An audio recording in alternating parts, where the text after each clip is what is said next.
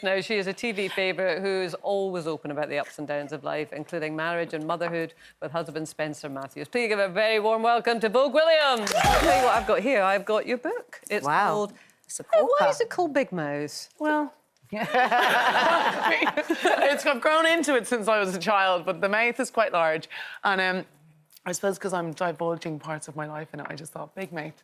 Mainly because the size of my mouth, in fairness, it just seemed apt. Is it also because you're very self-deprecating? Do you reckon? Yeah, you are. Am I? Yeah, I think you do, in a lovely way. That's one of the things I really like about you. Well, Nadia used to call it self-defecating. I did for years. I'd come out in sweats as I remember dinners and stuff where I said it casually. But anyway... I'm not self-defecating anyone. So you've been very sort of forthright in this, and you've kind of delved back into your own childhood, which has apparently thrown up things that maybe you had put aside. Yeah, I think so. I think when you never imagine sitting down and writing about yourself and actually really putting a lot of thought and consideration into what you're thinking about your life. And just when I was going through the whole thing, I was like, God, a lot of things started adding up for me with regards to anxiety and grief and all those kind of things. So it was really therapeutic to write the book. It's quite weird, though, isn't it?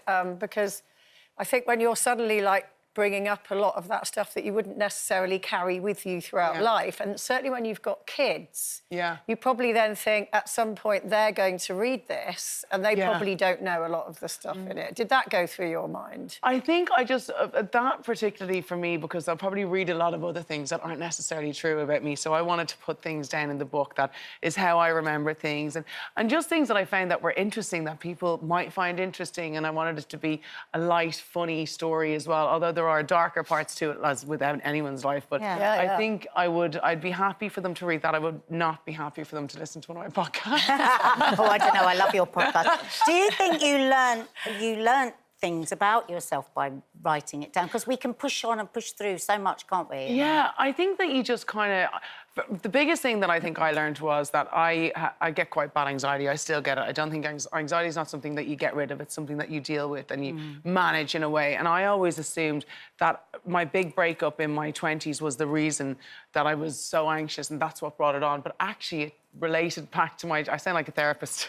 I've gone deep, but it related back to my childhood, because my dad was always sick since I was the age of 12. So he was always in and out of hospital with quite big things happening to him, like 2 heart attacks in 2 days, triple bypass, all those kind of things. And always being around that and being unsure, and the stress of it is probably actually where it originated from. So I figured... And you mentioned there your significant relationship, which obviously was... You were married to Brian McFadden. I have to say, before I read it in the...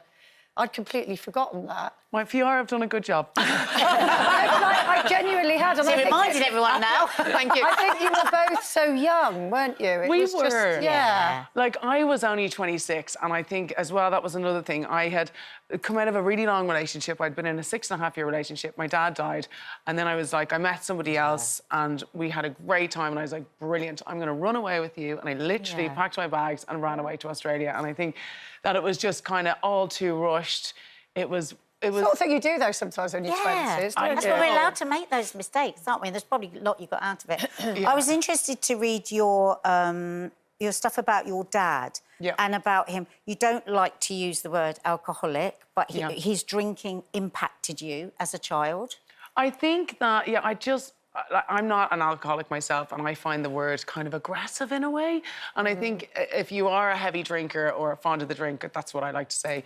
I think it's up to you to decide what way you say it. But for me, I didn't want to say that word. But he definitely was a big drinker. He was a massive smoker. He used to put butter on his chips. I never saw him exercise. But that's what I was interested, because you are so into your exercise and so is Spencer, and I just wondered if that was, having written about that, whether you saw that connection. I don't know, maybe for me, I think what his drinking did for me, I think, because he was never a bad drinker, he was always so much fun. He was a dad that was always around. Just like really great crack. But he lived life to the full. But I think when you drink like that and you spend a lot of time in the pub, it kind of put me off. So now nobody would even invite me to the pub. But you mentioned managing your anxiety. Does that... So that, I think, is also probably where... Because you don't drink that much, you do quite a lot of exercise. Is that all part of managing your anxiety? I think you find out your own ways to manage it. So some people use therapy.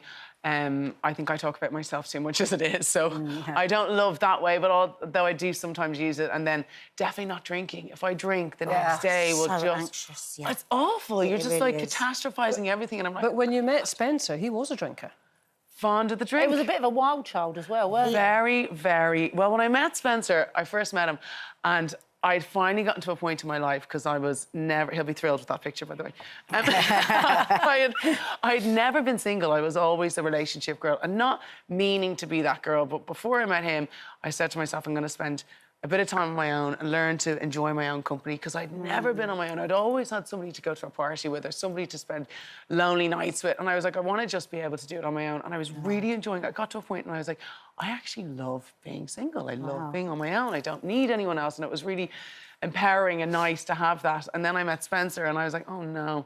Oh, I really fancy him. No, I think it was all my gay friends. I have a gay group of all my gay friends. They're like, please do it, Vogue. And I was like, we're friends, guys. We're going to be friends. And I think when I met him, I was like, I want to be really good friends with him, but I just love We're being in a single. situationship. Yes. Yeah. I remember actually when he was on Loose Men, and I don't know if he said it on air, but he certainly said it backstage. He goes, I just always thought she was just so cool. She was the person that just gave it to me straight.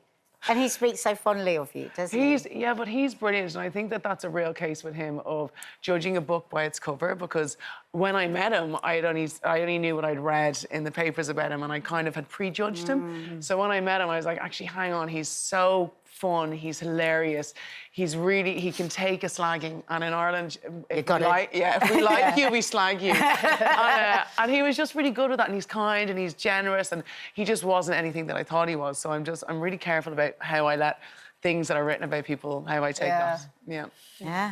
Well, and also, what I was going to say is so posh, I don't mean that in a bad way, but I'm just thinking about your big Irish family and a big dinner. I can imagine that is very entertaining. When I brought him home, my friends were like, what? Watching him talk. I was like, you get used to it.